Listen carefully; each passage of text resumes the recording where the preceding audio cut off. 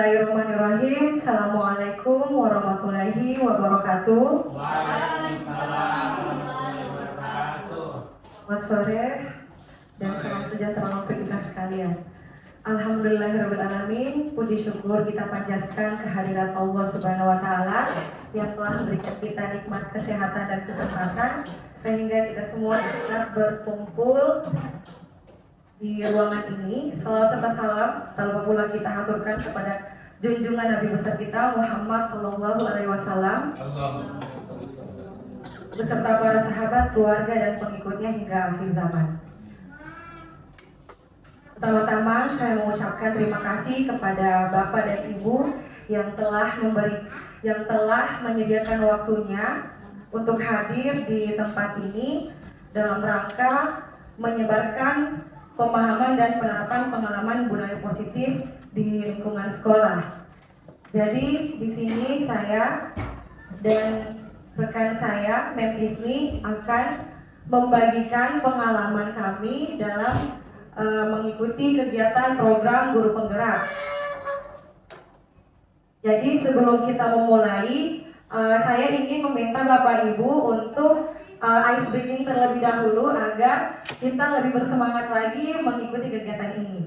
Mungkin Bapak Ibu bisa berdiri semuanya. Ya, jadi nanti silakan ikuti gerakan yang ada di depan Bapak Ibu.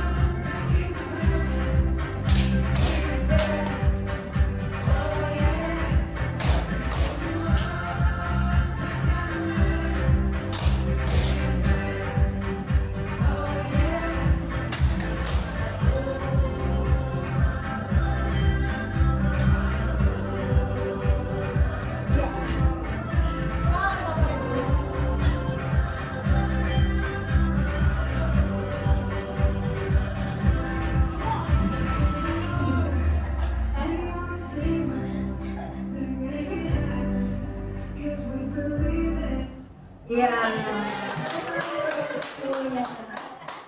Ya, terima kasih Bapak Ibu, silakan dipersilakan duduk kembali. Ya, jadi itu tadi ice breaking dari kami. Semoga Bapak Ibu semangat untuk mengikuti kegiatan diseminasi dalam menyebarkan pemahaman dan penerapan pengalaman budaya positif.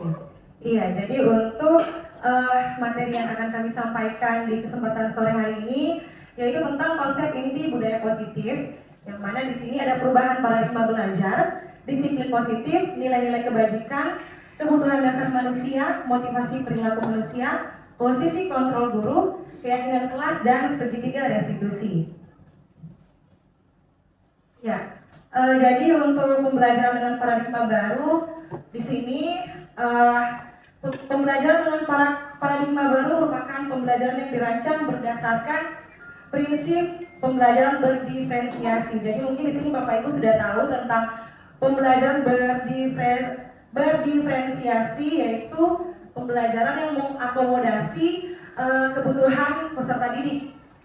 Seperti itu. Jadi di sini pembelajarannya berbeda, dalam artian berbeda bukan membedakan anak yang memiliki kecerdasan atau yang kecerdasan yang di atas rata-rata atau kecerdasan mungkin yang biasa saja, seperti itu. Jadi di sini lebih melihat pembelajaran yang menekankan kepada kebutuhan atau gaya belajar dari peserta didik, seperti itu. Mungkin ada yang kita sudah ketahui peserta didik yang mempunyai gaya belajar visual, auditori, dan kinestetik. Jadi memang di situ kita melihat kebutuhan dari masing-masing peserta didik berdasarkan gaya belajarnya, seperti itu. Iya, jadi selanjutnya tentang miskonsepsi tentang teori kontrol. Nah, dari paradigma yang sudah dijelaskan di awal tentang pembelajaran berdiferensiasi, di sini mungkin Bapak Ibu biasanya melihat bahwa siswa-siswi ini mudah sekali untuk dikontrol atau dikendalikan. Tetapi Bapak Ibu sebenarnya itu hanya ilusi guru mengontrol murid. Jadi sebenarnya di sini pemahamannya adalah bahwa ketika kita menyuruh atau memaksa murid mengikuti apa yang kita lakukan, sebenarnya itu bukan karena kita, tapi karena murid yang mengizinkan dirinya untuk dikontrol sama kita, seperti itu. Nah, ibaratnya mungkin di sini seperti, coba Bapak Ibu mungkin di sini bisa menggenggam tangannya, masing-masing dan mungkin bisa berhadap-hadapan dengan teman-temannya, ya, berhadapan-hadapan dengan teman-temannya. Jadi satu orang itu menggenggam tangan, satu orang itu berusaha untuk bagaimana bisa membuka tangan yang ada di menggenggam tangan yang terkepal, seperti itu. Jadi misalnya Serambran itu menggenggam tangannya berusaha untuk tidak membuka karena memegang sesuatu hal yang dianggap berharga. Jadi Serupi coba untuk berusaha bagaimana membuka tangannya Serambran, entah itu caranya dibujuk, dirayu, diberikan uang, terserah, mau maksa pun tidak apa-apa, silakan. Coba mungkin Bapak Ibu bisa praktekkan dengan ini masing-masing. Oh, ya coba. Oh ya. Oke, berarti nanti dibujuk. Ya. Ini dia udah. Iya,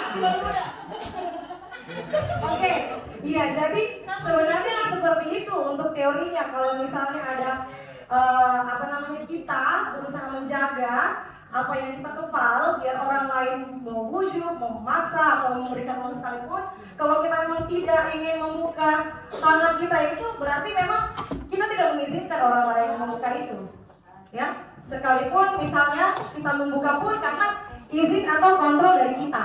Ilusi bahwa kritik dan membuat rasa bersalah mampu menguatkan karakter. Nah, di sini juga sebenarnya adalah hal yang mungkin keliru.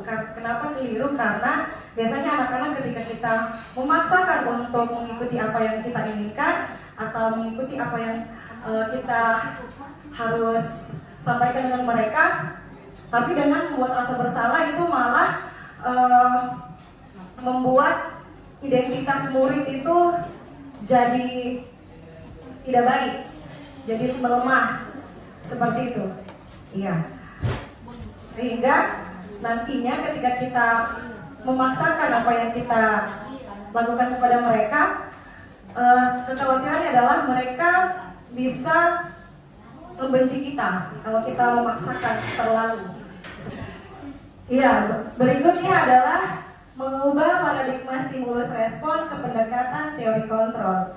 Nah, di sini tadi kita sudah membahas tentang paradigma stimulus respon, kemudian Di sini Bapak Ibu ada dua hal ketika kita mengira bahwa siswa peserta didik kita harus kita kontrol dan lain sebagainya. Di sini realitas kebutuhan kita itu sebenarnya sama dari perspektif atau sudut pandang kita. Tapi sebenarnya realitas kebutuhan kita itu sebenarnya berbeda. Kemudian di stimulus respon berikutnya, semua orang melihat hal yang sama, padahal setiap orang memiliki gambaran yang berbeda tentang sudut pandangnya. Jadi memang tidak sama. Berikutnya, kita mencoba mengubah orang agar berpandangan sama dengan kita. Kan biasa seperti itu. Oh, kamu harus mengikuti apa yang menjadi menjadi apa yang harus saya katakan, ikut apa yang harus saya katakan. Tapi sebenarnya tidak.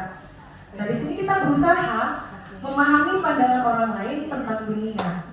Kemudian berikutnya, perilaku buruk dilihat sebagai suatu kesalahan. Jadi ketika ada siswa yang melakukan kesalahan, kita hanya melihat dari sudut pandang kita saja bahwa mereka itu buruk.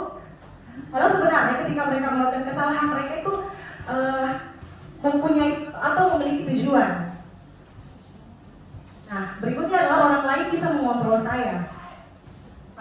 Pandangan di stimulus respon itu orang lain bisa mengontrol saya. Tapi yang tadi sudah kita lakukan praktek sama-sama, bahwa hanya saya yang dapat mengontrol diri saya, bukan orang lain. Kalaupun orang lain bisa mungkin membujuk dan lain sebagainya, itu karena izin dari kita. Berikutnya, saya bisa mengontrol orang lain, padahal sebenarnya kita tidak bisa mengontrol orang lain. Kemudian, pemaksaan ada pada saat bujukan gagal. Nah, kolaborasi dan konsensus menciptakan pilihan-pilihan baru. Jadi, ketika kita merasa bahwa kita gagal membujuk peserta didik untuk mengikuti apa yang kita inginkan, kita berujung dengan pemaksaan bahwa kamu harus mengikuti. Padahal sebenarnya dengan kolaborasi dan kesepakatan menciptakan pilihan-pilihan baru bagi peserta didik. Dan yang berikutnya adalah model berpikir menang kalah. Nah, biasanya kalau orang yang merasa dirinya kuat, dia itu merasa bahwa ketika dia mampu mengontrol orang lain, dia merasa menang. Dan sebaliknya ketika kita dikontrol oleh orang lain, kita merasa kalah. Nah, untuk teori kontrolnya, model berpikir itu menang-menang, bahwa ketika ada orang lain mengontrol kita, dia memberikan pemahaman dari sudut pandang dia, dan ketika kita juga mengiyakan apa yang dia inginkan, karena memang itu adalah hal yang benar, seperti itu. Berikutnya, disiplin positif. Nah, ini semua materi dari awal itu berkaitan dengan yang namanya disiplin positif. Nah, di sini kita bisa lihat kalau di bayangan Bapak Ibu biasanya kalau mendengar kata disiplin berarti berkaitan dengan apa? Aturan, tata tertib. Apa lagi? Itu saja, aturan, tata tertib. Nah, untuk disiplin sendiri itu berasal dari bahasa disiplina yang artinya belajar. Nah, disiplin sendiri itu mengacu pada diri yang memiliki tanggung jawab terhadap apa yang dilakukannya berdasarkan nilai-nilai yang diyakini. Jadi memang ketika kita melakukan sesuatu, kita menyadari bahwa apa yang kita lakukan adalah merupakan nilai-nilai yang kita hargai atau kita yakini bahwa itu adalah benar atau sesuatu yang kita hargai. Kemudian disiplin positif merupakan salah satu cara penerapan disiplin yang bertujuan untuk menumbuhkan kesadaran serta memberdayakan peserta didik tanpa imbalan penghargaan, reward, ancaman atau hukuman. Jadi di sini memang sebenarnya kita bisa melihat bahwa apakah penerapan disiplin di sekolah kita sudah berjalan efektif atau belum. Itu makanya kenapa kita memang menghadirkan disiplin positif ini sebagai salah satu hal yang memang mesti kita tinjau kembali. Seperti itu. Iya, jadi memang ketika kita mau siswa atau peserta didik kita disiplin, kita usahakan untuk tidak memberikan mereka hukuman. Kalaupun hukuman itu bisa jadi salah satu pembelajaran terakhir mungkin untuk hukuman. Sebisa mungkin kita bisa mencari tahu dulu kenapa, mengapa, dan alasan atas perilaku yang mereka lakukan. Kemudian, sebagai pendidik, tujuan kita adalah menciptakan peserta didik yang memiliki disiplin diri, sehingga mereka berperilaku mengacu kepada nilai-nilai kebajikan universal dan memiliki motivasi intrinsik dalam perubahan perilaku yang lebih baik. Ya, jadi di sini kita berharap bahwa peserta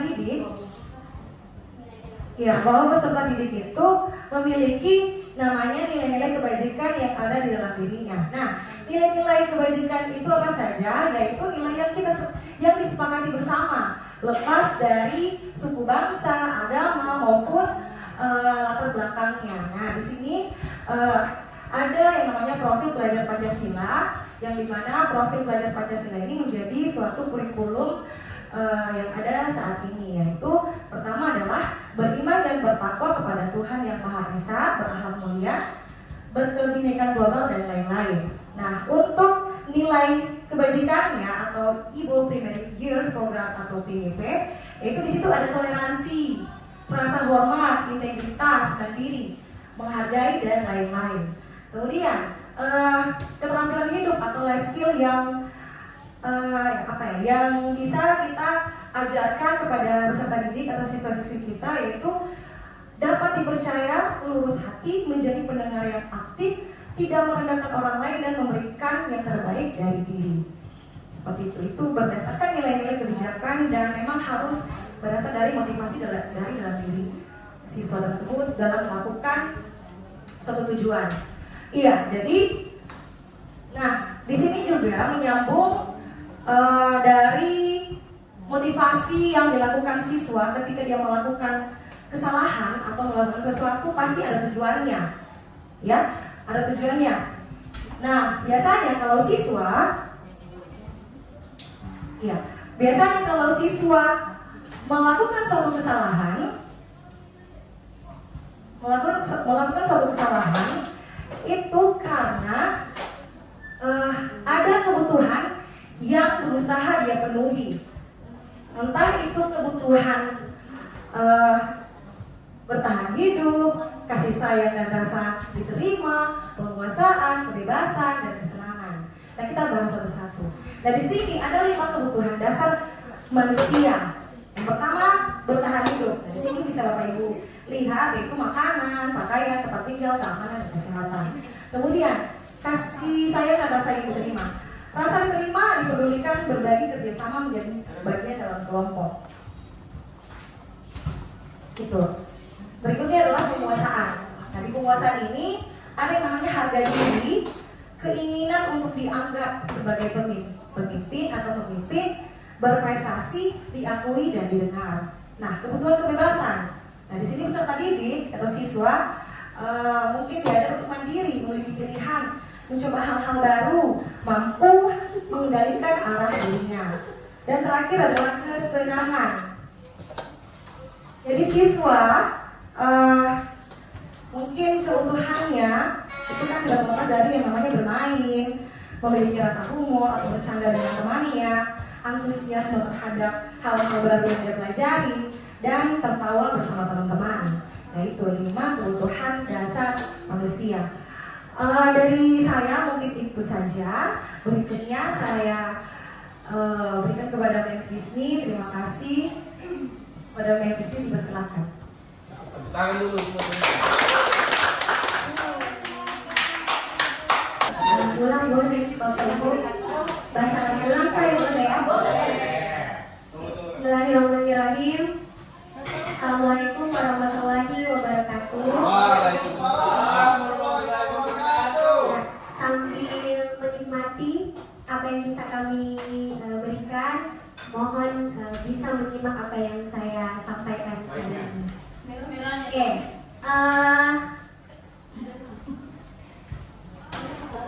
Kita bersyukur dulu pada kesempatan kali ini Bapak Ibu sudah bisa membersamai saya dan Mem Anissa dalam membagi praktik baik dalam rangka diseminasi kegiatan calon guru penggerak yang bisa kami berikan tentang hal-hal yang berkaitan dengan budaya positif. Nah, tadi sudah dijabarkan beberapa beberapa poin tentang budaya positif, termasuk 5 kebutuhan dasar. Nah, 5 kebutuhan dasar sesungguhnya itu diperoleh dari motivasi atau perilaku manusia. Motivasi perilaku ini terbagi menjadi 2, ada ekstrinsik dan ada intrinsik. Kalau ekstrinsik itu dipengaruhi dari luar, berarti seperti dia menghindari ketidaknyamanan. Jadi kalau misalkan kita tidak kita kasih tugas misalkan, atau kita kasih PR, dia mengerjakan tugas itu hanya untuk menghindari hukuman yang kita berikan. Contoh, kalau kamu tidak kerja PR, tugasnya akan kali 2. Nah, itu berarti dia menghindari hukuman. Kemudian untuk mendapatkan imbalan atau penghargaan dari orang lain. Contoh, kalau kamu kerja tugas plus 10 atau plus 30, berarti itu kita sedang memberikan penghargaan, dan itu semua termasuk motivasi secara ekstrinsik. Kemudian selanjutnya Oke. Motivasi internal. Nah, motivasi internal ini itu berasal dari dirinya sendiri.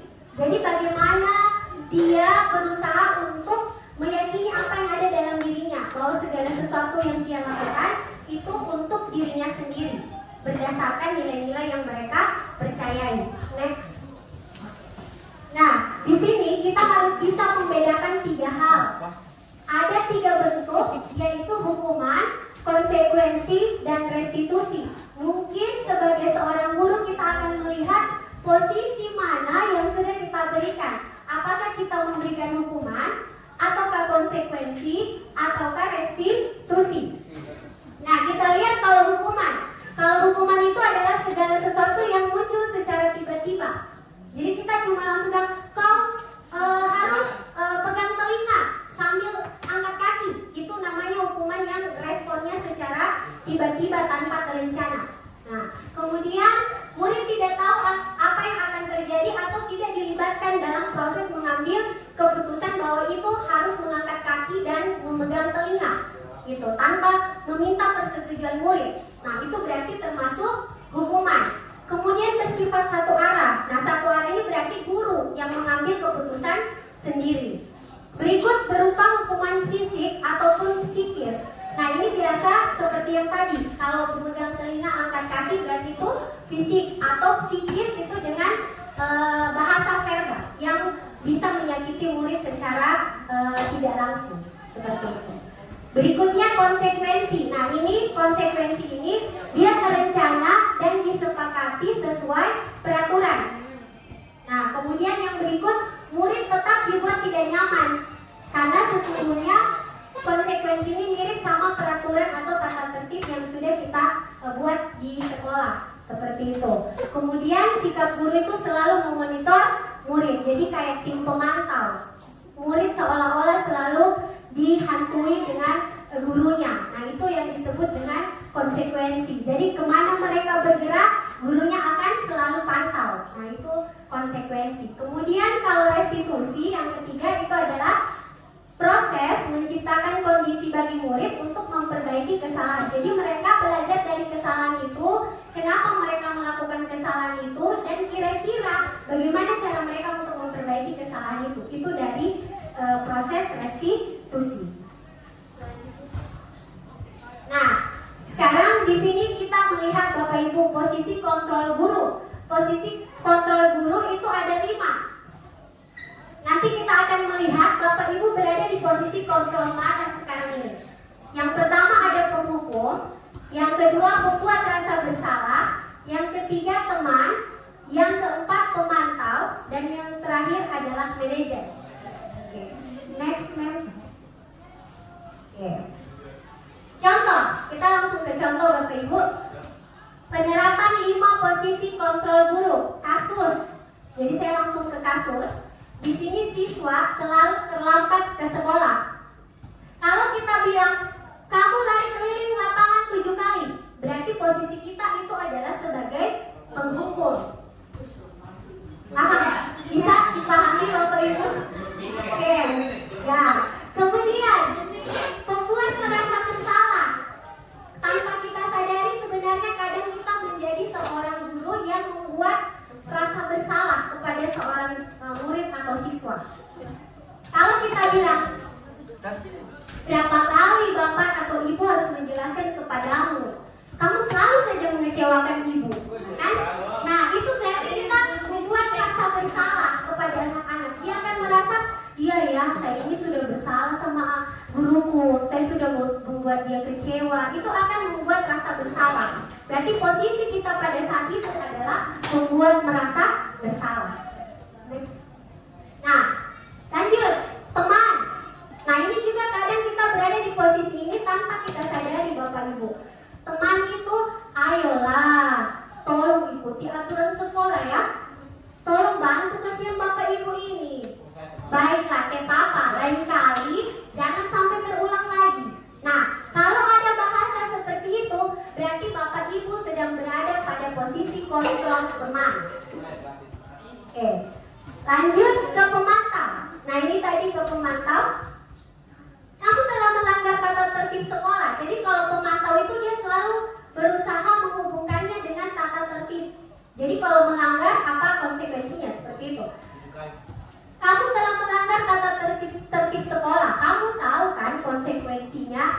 Jangan sampai terlambat lagi ya kalau kamu melakukan kesalahan yang sama. Seperti itu. Jadi posisi kita pada saat itu adalah sebagai tim pemantau.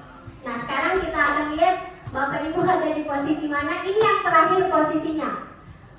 Kita sebagai posisi manajer itu selalu bertanya, apakah kamu tahu keyakinan apa yang sudah kamu langgar? Nah, seperti itu. Bahasanya keyakinan. Jadi hal-hal yang dipercayai oleh diri siswa, apa yang sudah ada di dalam dirinya, itu yang dia percayai. Nah, menurut mereka, keyakinan apa yang sudah kamu langgar? Sampai kamu terlambat ke sekolah. Dan kira-kira bagaimana cara kamu memperbaikinya? Nah, itu berarti posisi kita sudah berada pada manajer. Bisa Bapak Ibu? Sampai ya. Kita lihat. Coba Bapak Ibu, di sini ada beberapa pertanyaan yang saya ajukan. Posisi kontrol apakah aku? Nah, kalau misalkan kita bertanya, saya kecewa sekali dengan kamu. Kira-kira posisi kontrol kita sebagai apa Bapak Ibu? Oke, benar sekali. Membuat rasa bersalah. Lanjut. Kamu tidak pernah benar melakukannya. Apa ini? Memantau atau penghukum atau membuat rasa bersalah? Yang lain, apakah ada tanggapan atau ada jawaban lain? Salah lah, tidak pernah menangis.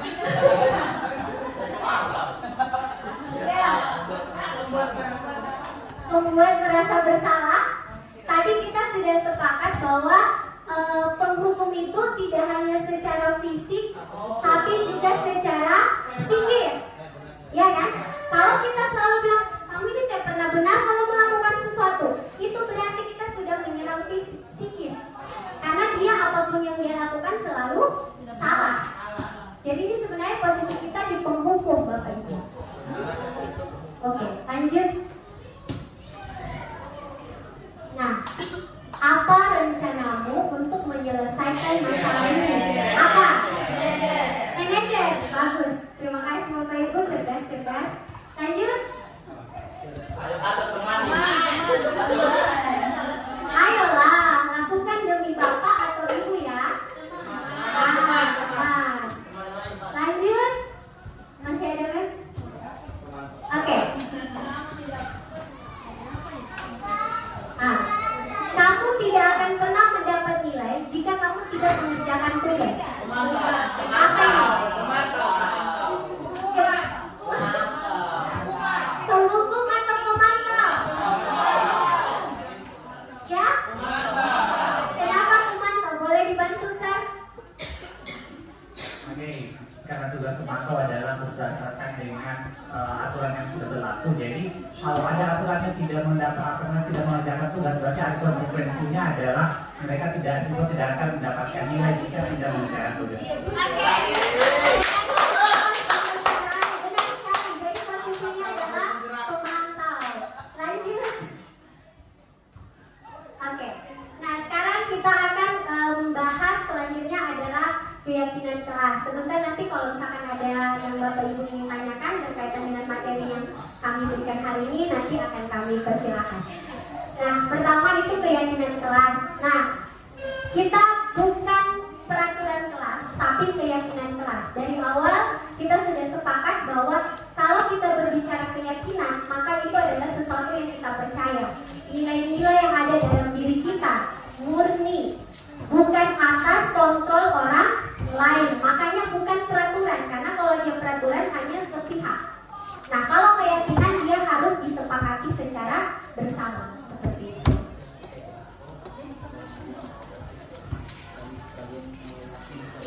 Di sini ada beberapa ciri dari keyakinan kelas, yaitu bersifat abstrak, berupa pernyataan universal, kemudian dibuat dalam pernyataan positif. Maksudnya seperti ini Bapak Ibu, tidak boleh terlambat ke sekolah, itu bahasanya negatif.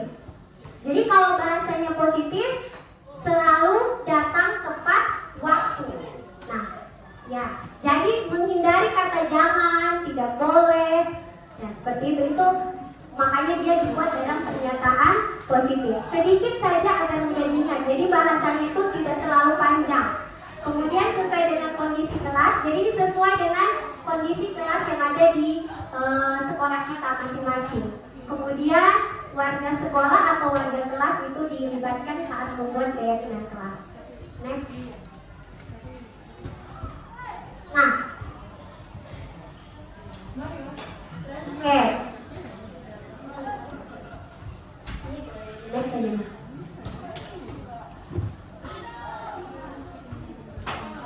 Oke, di sini kita akan sedikit membahas tentang segitiga restitusi. Nah, segitiga restitusi ini adalah suatu proses dialog yang dijalankan oleh guru dalam mengatasi sebuah kasus. Seperti itu. Nah, ada 3 tahapan yang harus dilalui Bapak Ibu. Yang pertama itu menstabilkan identitas. Kemudian validasi tindakan yang salah. Kemudian yang terakhir adalah menanyakan keyakinan. Next. Oke, di sini kalau kita menstabilkan identitas, prinsipnya itu adalah kesalahan itu adalah sebuah proses pembelajaran. Prinsip itu yang harus kita pegang. Contoh, kita bilang begini, salah itu wajar. Nah, Mem juga pernah melakukan kesalahan seperti itu. Tidak ada manusia yang sempurna. Jadi bahasa-bahasa itu yang membuat identitasnya itu akan stabil. Dia akan berada pada posisi tidak menjadi seorang yang merasa membuat rasa bersalah. Seperti itu. Next. Yang berikut adalah validasi tindakan yang salah. Jadi harus kita validasi tindakan apa yang salah atau keliru dari si anak ini ketika kita mau menyelesaikan sebuah kasus. Di sini kita berdasarkan pada prinsip perilaku berupaya memenuhi sebuah kebutuhan tertentu. Contohnya, walaupun sebesar apa kesalahan anak tersebut, kita tidak boleh menggunakan bahasa-bahasa yang membuat anak itu merasa putus asa dengan kesalahannya. Nah, bahasa yang bisa kita kasih seperti ini. Kenapa kamu pasti memiliki alasan karena melakukan kesalahan itu. Nah, jadi kita berusaha untuk memvalidasi tindakan yang salah. Seperti itu. Jadi, kamu melakukannya pasti karena kamu mempertahankan sesuatu. Nah, itu dimaksud dengan validasi tindakan yang salah. Lanjut, Mem. Nanti ada contoh kasus. Sebentar, Bapak Ibu. Lanjut, menanyakan keyakinan. Nah, di sini kita berdiri pada prinsip teori kontrol. Yang tadi itu melalui motivasi prinsip yang ada dalam diri murid. Nah, apa keyakinan kelas kita yang sudah kamu langgar? Seperti itu. Nilai-nilai apa yang telah kita sepakati bersama? Nah, itu yang termasuk dalam menanyakan keyakinan. Atau apa yang bisa kamu lakukan untuk memperbaiki kesalahan ini? Itu semua menanyakan. Oke, di sini kasusnya adalah Tiara. Ada seorang anak namanya Tiara. Dia marah sama Panda karena Panda ini sudah melaporkan dia ke gurunya, namanya Mem Isni. Tiara itu bilang bahwa Panda itu bilang bahwa Tiara itu sudah tukang menyontek. Jadi dia menjauhi Panda karena dianggap tukang lapor. Jadi Panda ini enggan untuk ke sekolah. seperti itu. Nah, makanya kita panggil Tiara di kasus itu. Boleh?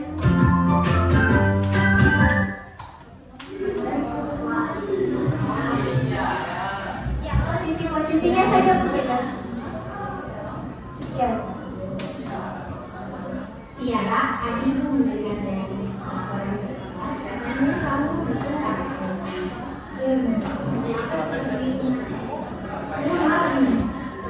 Karena waktu saya kepada ini dan saya menuliskan surat itu. Kalau yang juga di posisi Tiara, pasti akan melakukan juga pasti marah. Apa yang sudah kamu lakukan? Saya marah dan saya meminta kepada teman untuk tidak lagi berteman dengan saya karena saat itu terlalu. Nah, kamu berbuat seperti itu pasti ada alasannya. Saya sendiri menyontek tapi tidak banyak karena saya takut kalau saya tidak menyontek, kalau saya banyak nilai itu menjadi rendah. Tahu pasti kamu takut ya kalau kamu menyontek. Dan sangat berterima kasih dan berterima karena ya sudah mau menceritakan yang sama dia. Sekarang coba kita bikin tindakan yang marah dan kasih hukuman juga tidak berkenan dari yang ada tapi sudah sesuai dengan kehidupan kita. Sesuai. Nah, kalau itu menurut Tiara, kira-kira apa yang sudah kita lakukan Tiara? Kejujuran dan sikap saling menghargai serta kematian. Nah, sikap saling menghargai, menghormati, anak-anak kemudian kejujuran itu menurut Tiara penting terjadi. Nah, kalau begitu apa yang akan Tiara lakukan untuk memperbaiki masalah? Ya. Jadi itu tadi sudah tahapan 3 tahapan yang sudah kita lalui. Boleh mungkin ya Cara menyelesaikan masalahnya, saya akan meminta maaf kepada Panda dan ini. Saya juga akan tidak akan lagi dan saya tidak akan memasukkan teman-teman. Oke, kalau begitu tindakan kamu sudah tepat. Dan sekarang dia sudah berbalik. Terima kasih. Oke. Jadi Bapak Ibu itu salah satu kasus yang kemarin kami angkat untuk mempraktekkan segitiga restitusi ini. Jadi saya berharap teman-teman yang ada di sini, teman-teman guru, kami sudah membagi praktek ini tentang segitiga restitusi, kemudian posisi kontrol, kemudian apa saja kebutuhan dasar dan motivasi-motivasi apa yang ada dalam diri siswa. Dan saya berharap praktik baik ini bisa segera kami kita jalankan bersama. Memang awalnya akan terasa sulit, tapi insya Allah dengan niat dan keinginan yang kuat dari dalam diri kita, pasti semuanya akan bisa terlaksana dengan baik. Dari PEM dan SER berkaitan dengan materi kita hari ini, dipersilakan. Ada? Nah, silakan BEM Asli.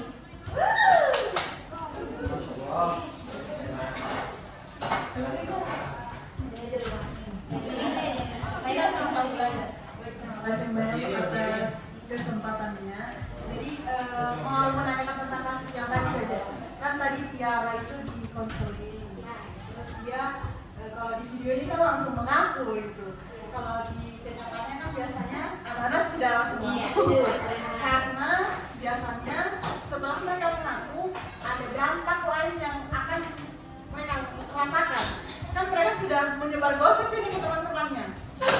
Otomatis dia pasti akan terkena dampak dari pelaku sendiri. Nah, kalau seandainya sudah seperti itu, misalkan berlanjut ini kisahnya, misalkan si Tiara ini ternyata jadi dijauhi sama teman-temannya. Jadi bagaimana kita menyelesaikan problem itu, karena pasti ketika anak itu jujur, mereka itu takut jujur karena takut dampaknya. Karena pasti dia sudah menyebar gosip. Secara otomatis kalau teman-teman tahu ternyata dia tidak jujur atau dia memfitnah temannya, dia juga akan menjadi sasaran. Itu kan yang membuat anak-anak itu jadi takut jujur. Jadi bagaimana kita meyakinkan anak-anak tersebut dan teman-temannya juga supaya kondisi kelas itu bisa tetap kondusif. Terima kasih.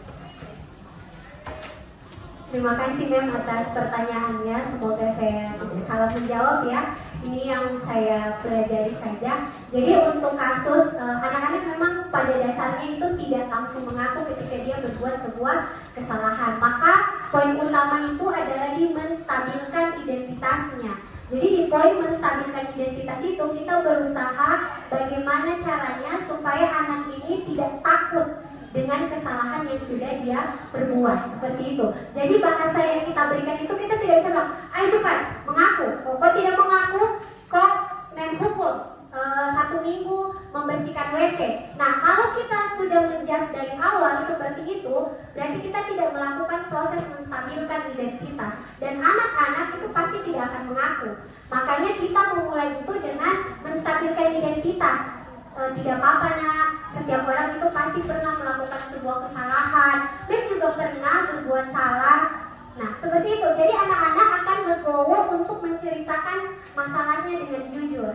Seperti itu, jadi sebenarnya kalau menurut saya segitiga restitusi, kata kunci di awal itu adalah menstabilkan identitas. Ketika kita ingin mendapatkan sebuah kasus yang memang benar-benar kita bisa selesaikan, seperti itu. Jadi solusi di awal itu harus menstabilkan identitas.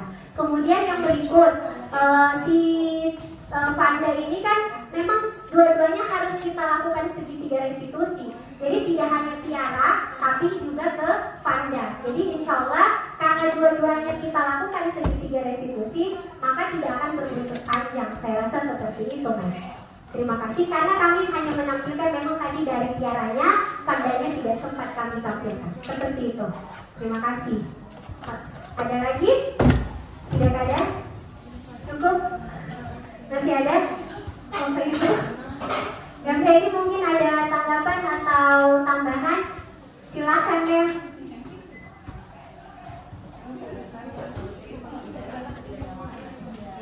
Banyak, luar biasa sekali materi yang telah diseminasikan oleh Mem Ismi dan Mem Anissa. Kita tepuk tangan dulu buat materi kali ini. Ya, memang dalam budaya positif ini segitiga restitusi itu merupakan hal yang baru. Jadi kenapa sampai segitiga restitusi juga harus ditampilkan, karena terkadang kita mau menjudge orang tanpa kita gali lebih lanjut sebenarnya akar masalahnya kenapa. Nah memang benar disampaikan ini adalah yang kata kuncinya adalah di bagian menstabilkan identitas. Nah terkadang kan kita dapat seperti tadi pertanyaannya Mem Asni, kalau misalnya si anak itu tetap bersikeras, misalnya dia tidak mau mengaku. Nah maka dari situ peran kita yang sangat dibutuhkan. Bagaimana caranya menstabilkan? Contohnya tadi, Mem pernah buat salah. Misalnya dia bawa bantal lagi. Misalnya dia bawa bantal, tapi Mem, saya tidak pernah buat begitu kok. Misalnya begitu. Nah, justru di situ lagi peran yang kita menstabilkan. Jadi semakin dia keras, kita tidak boleh juga keras. Kita stabilkan pelan-pelan. Pelan-pelan sampai kondisinya sudah stabil, kemudian baru kita masuk ke sisi berikutnya, yaitu memvalidasi tindakan yang salah. Nah, jadi dia tidak boleh kita terus-menerus jalan. Sisi pertama harus tuntas dulu, baru ke sisi kedua. Seperti itu sepertinya untuk segitiga restitusi. Terima kasih. Oke. Terima kasih Mem Feni. Saya juga mau berterima kasih khusus kepada Mem Feni karena sudah memfasilitasi kami hari ini. Luar biasa ketua komunitas praktisi kami di dari Assalamualaikum warahmatullahi wabarakatuh. Waalaikumsalam. Terima kasih semuanya.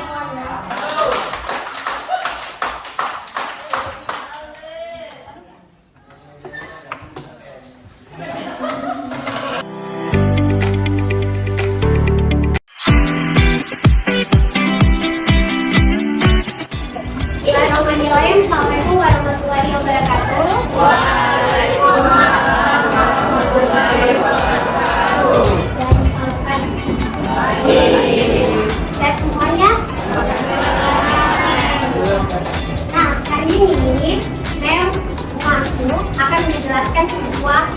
materi yang mungkin tidak masuk di pembelajaran kita, yaitu tentang keyakinan kelas. Nah, ada yang tahu apa itu keyakinan kelas?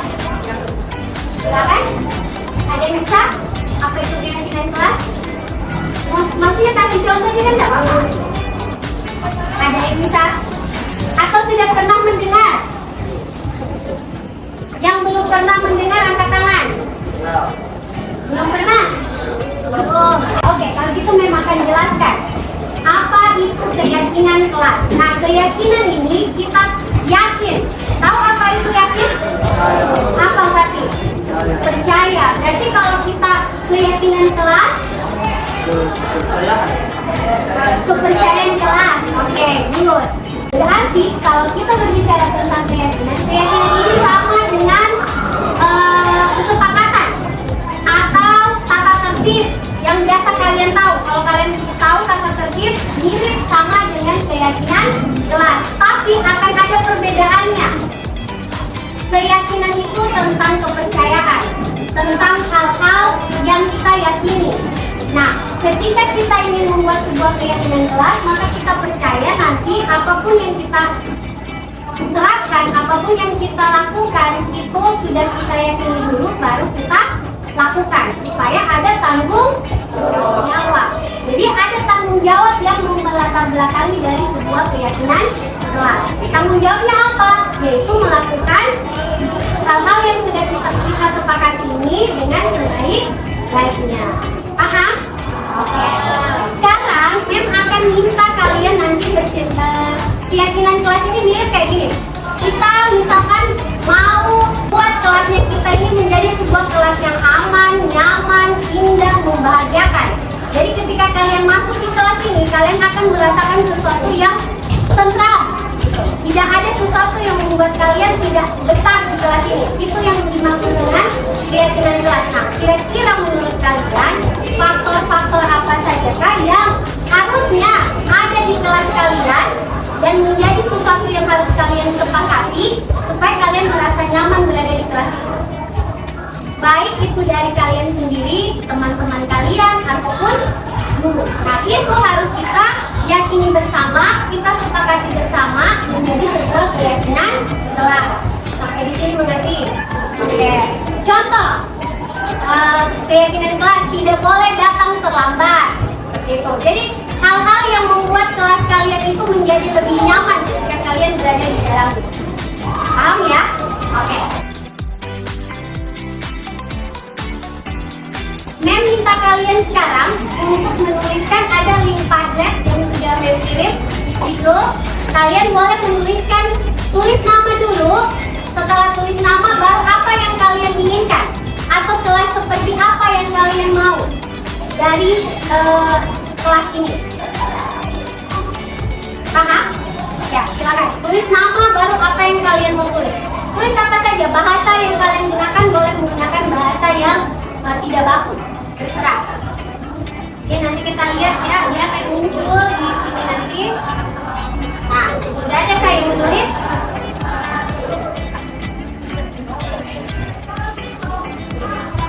Tulis. Sudah muncul kah? Ya, boleh. Tulis. Tulis Ariel, Ali. Apa yang kamu mau tulis?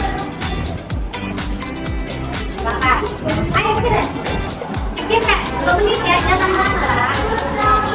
Tulis namanya, baru apa yang ingin kalian dapatkan. Seperti tidak boleh berbohong, tidak boleh buang sampah, tidak apa, tulis aja.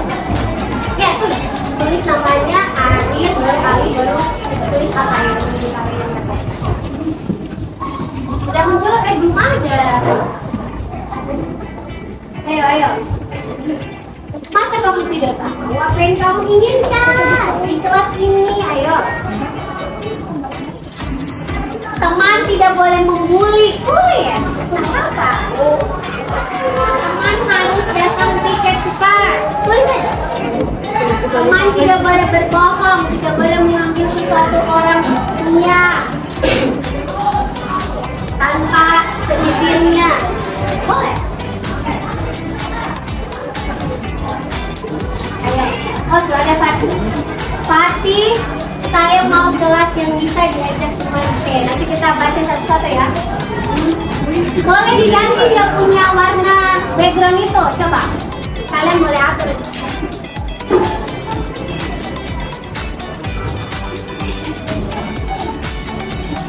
Oke, masih ada yang lain? Baru Fatih nih.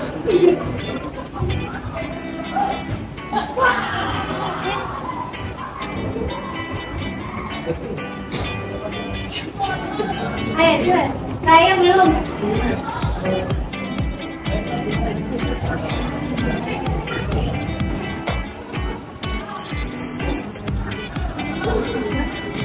Tidak usah memikirkan bahasa-bahasa yang baku. Pakai kalian punya bahasa, nanti kita akan samakan persepsi di keyakinan kelas ini. Saya mau kebersihan kelas ini tetap terjaga. Wah, kalau tidak tetap kebersihan ini bukan kaleng-kaleng. Ali, warna itu nanti kita baca satu-satu ya. Masih ada itu?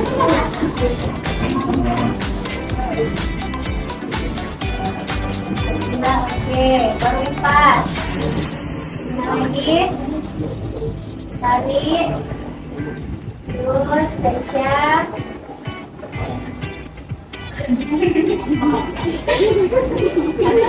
Kelas, oke.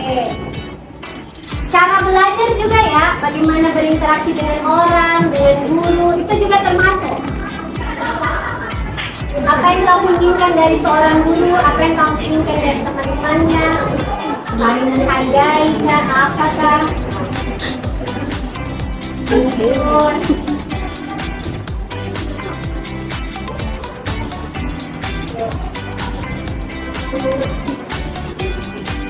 Sudah semua, kajian tadi ya. Baru 1, 2, 3, 4, 5, 6, 7, 8, 9, 10, 11, 12, 13, 14, 15.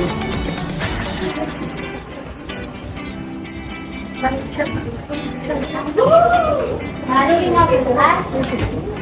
Ayo. Dan tunggu lagi sebentar. Kajian sudah 16, 17.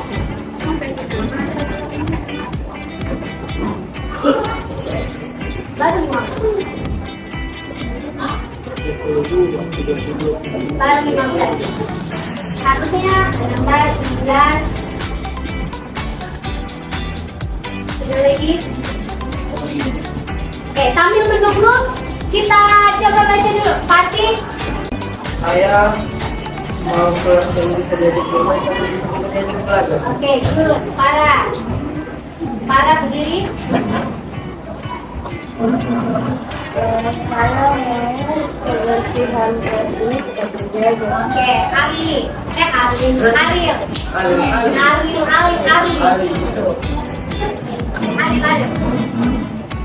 Tadi yang kita inginkan adalah Terus? Oke, good. Lagi, Akila. Sekarang berdiri. Pesan suaranya sedikit dan kedengaran langsung. Saya mau satu kelas saling menghargai sama lain dan bisa membantu. Oke, good. Tarik.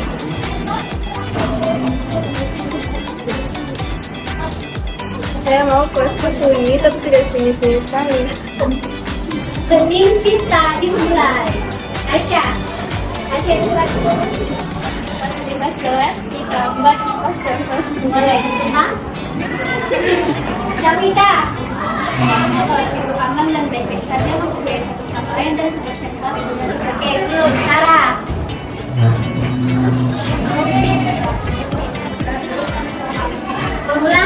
Ulang tak tidak kedengaran.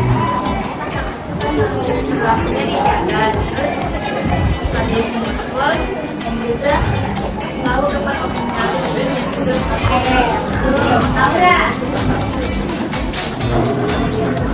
Jadi yang sama itu punya teman yang saling menghargai satu sama lain, jujur dan teman yang bisa diajak bermain dan kerjasama. Oke, good. Anissa. Ica. Saya mau.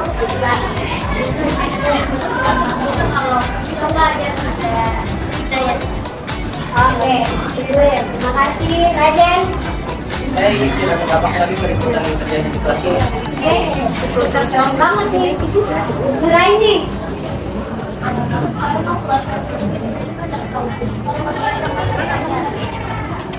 Ya, dan nggak terlalu apa itu berisik. Berisik kalau lagi ada mata pelajaran. Kiran.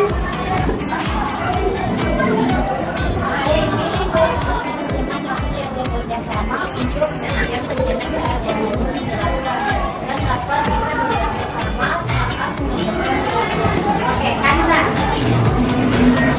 Kita ini punya teman-teman yang mulutnya itu dijaga, sama sindir orang, tidak suka mencemaskan hati orang. Kita juga mau punya teman-teman yang kelakuannya itu baik. Oke. Ya, terus kalau mau belajar itu jangan berisik, karena itu mengganggu orang, mengganggu konsentrasi. Sama kan biasanya ada teman-teman itu yang matanya itu suka sekali bersih-bersih aku enggak Lagi, Indonesia. saya mau satu kelas ini soalnya kalau disuruh itu langsung bekerja, bukan marah-marah kayak begitu. Oke. Tiara. Saya mau kalau jadi kelompok semuanya bekerja dan kalau jadi kelompok tidak yang tidak marah. Dan kalau lihat kelas kelompok bukan sedikit, jangan nanti teman-teman kita lihat itu sedikit. Oke, good. Laura. Sedikit. Kalau kita saling menghargai, jujur dan bisa sama. Oke, bisa. Ayla. Nggak waduh. Kamu kelas ini tetap kompak dan seru. Oke, Raya.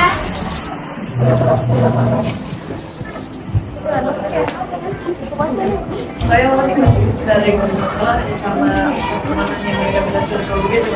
Oke, bagus. Nesya. Saya yang berteman, saya sama kalian bermain sendiri dan tidak ada masalah, maka selesai sama. Oke. Fauzan. Kamu kelas ini saya mengikut kalau ada kegiatan di sekolah. Oke, Iswa.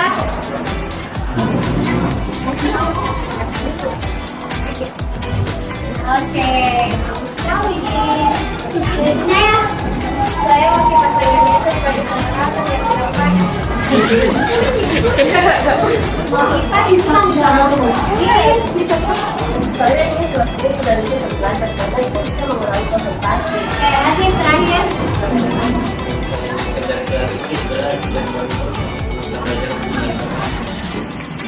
Ada. Oke, bagus. Terima kasih semuanya sudah memberikan hal-hal yang mereka inginkan di kelas ini supaya menjadi kelas yang untuk kalian, kelas yang membuat kalian selalu betah dan merasa nyaman berada di kelas ini. Nah, sesi yang kedua adalah mengubah kalimat-kalimat yang negatif ini. Negatif itu kata-kata jangan, tidak boleh, kan? Jadi ubah menjadi sebuah kalimat positif. Nah, contoh, saya mau kelas yang bisa diajak bermain tapi bisa juga diajak belajar.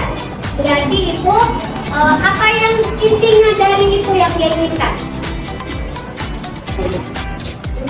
Kompak. Berarti kelas yang kompak. Nah, kemudian berikut, saya mau kebersihan kelas ini tetap terjaga. Berarti menjaga kebersihan kelas. Jadi kata kuncinya itu dia harus membuat kata positif, bukan negatif. Kata jangan itu tidak boleh ada, kata tidak juga tidak boleh ada. Jadi dia harus kayak saling menghargai antar teman. Nah, gitu. Paham ya? Jadi bahasa yang kita gunakan itu adalah bahasa-bahasa yang positif. Nanti kita boleh tuliskan, bantu untuk menuliskan.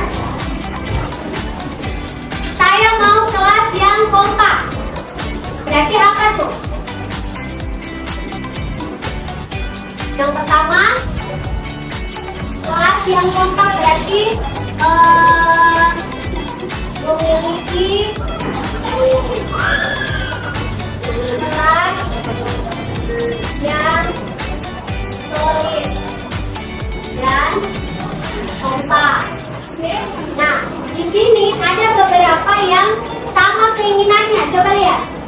situ ada kebersihan, di sini juga ada gimana tuh? Sama-sama semua kata-kata itu ada kebersihan, ada saling menghargai, benar ya?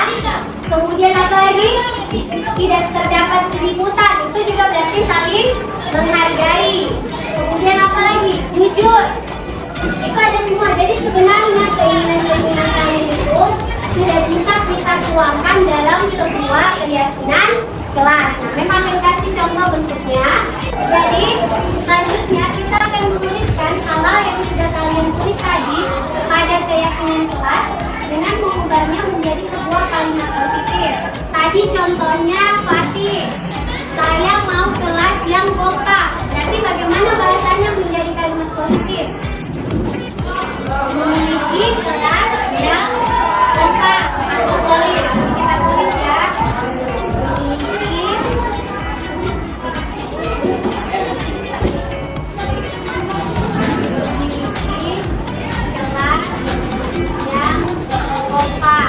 Apalagi tadi?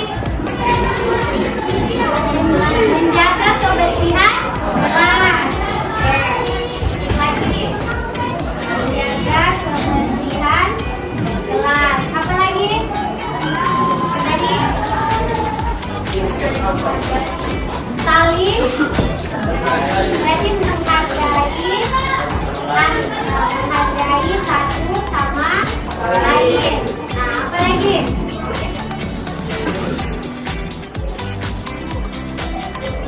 Apalagi ya, kira-kira?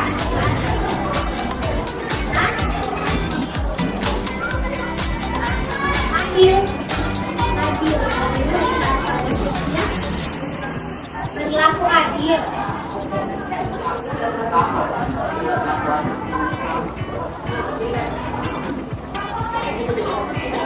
Berlaku adil dengan sesama. Contohnya berlaku adil itu seperti apa?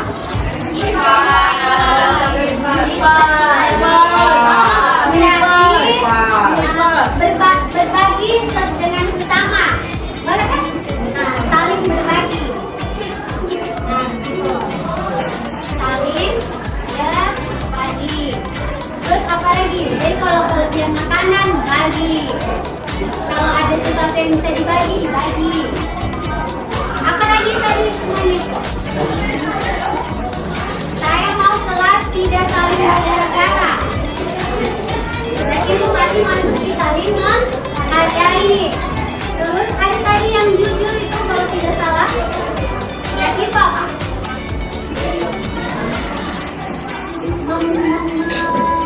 Apa?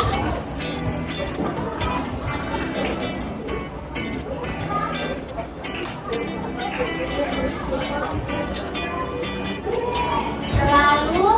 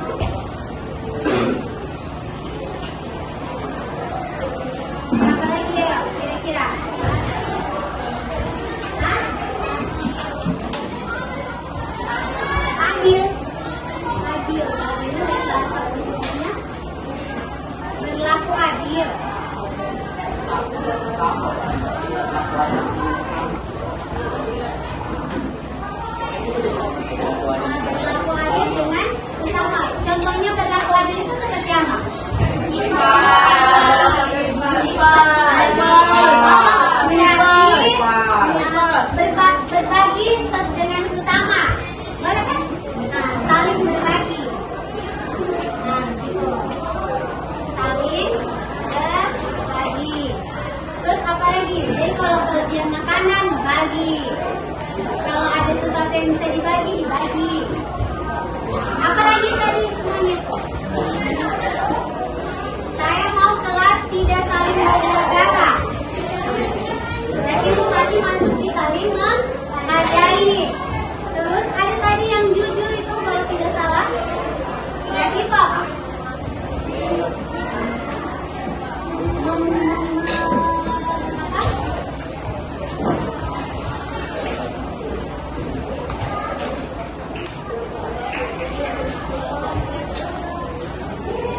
Selalu berkata jujur. Apa lagi?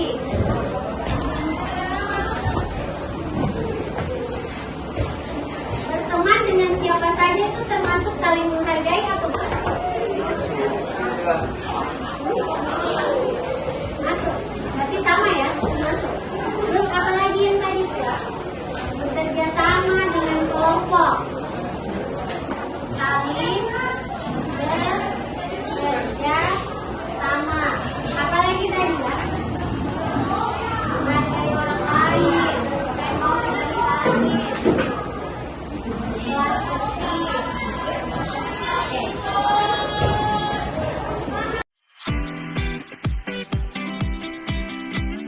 Nah, sendiri berarti itu termasuk apa itu?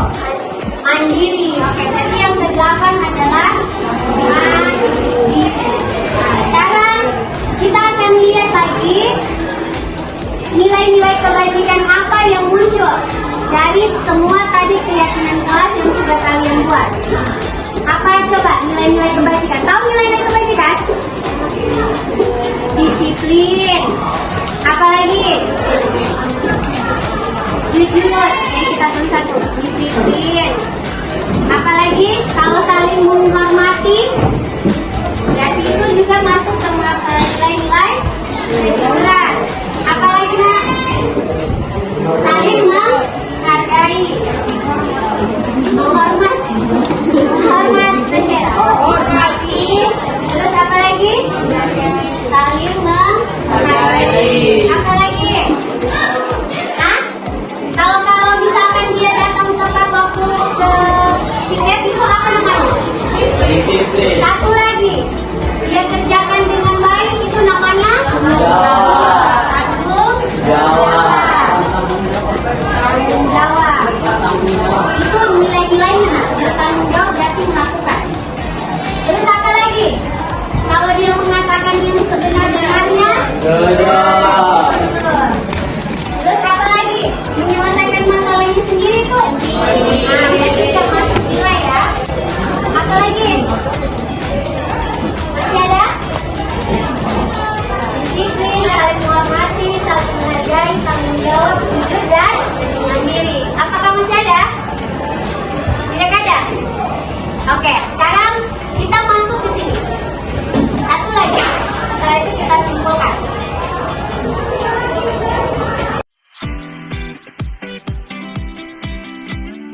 Sudah sepakat bahwa ternyata guru itu tugasnya apa-apa.